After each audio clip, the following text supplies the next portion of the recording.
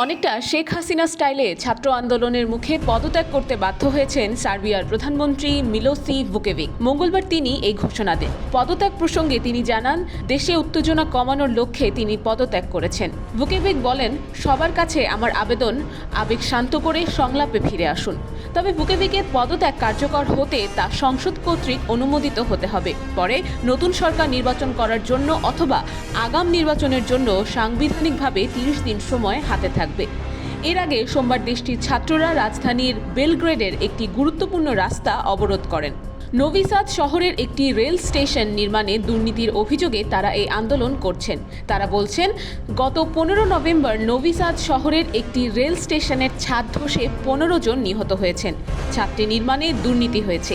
দুর্নীতি না করলে এত মানুষকে নিহত হতে হতো না। এই আন্দোলনে যোগ দেন কৃষকরাও। অবরোধে রাজধানীর প্রাণকেন্দ্র অচল হয়ে পড়ে, স্থবির হয়ে পড়ে দেশের কার্যক্রম।